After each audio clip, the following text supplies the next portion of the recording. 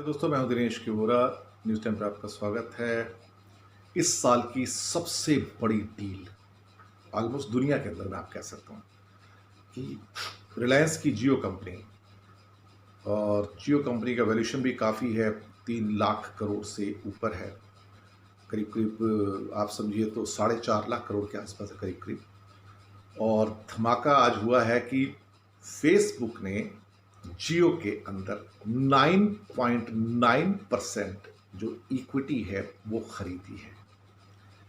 ये settled deal है आपस दोनों कंपनियों की। और आज इस बारे में मुकेश अंबानी के, जो कि रिलायंस के चेयरमैन हैं, और फेसबुक के जो सीईओ हैं मार्क जकरबर्ग, उनके भी इंटरव्यू आ रहे थे, मैंने देखे हैं।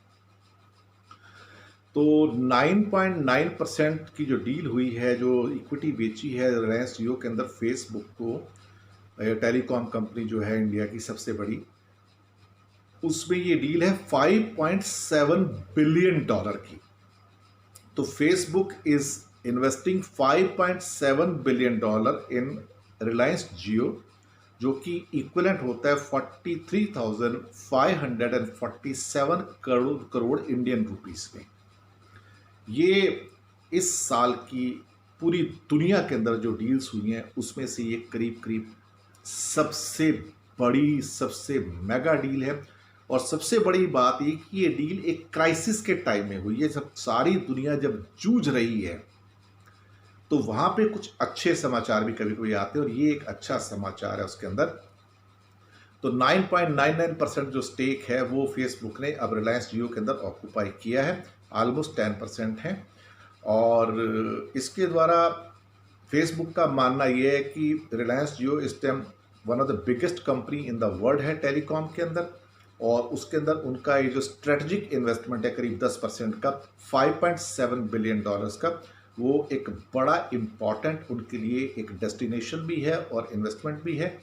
और कहीं ना कहीं ये एक बेसिकली कॉन्फिडेंस है कि इंडिया का टेलीकॉम सेक्टर वाइब्रेंट है और आगे बढ़ रहा है। इस बात को आज मार्क जकरबर्ग ने भी कहा कि इंडिया का जो टेलीकॉम सेक्टर है वो बहुत मजबूत है और बहुत आगे जल्दी तेजी से बढ़ रहा है वहाँ पर।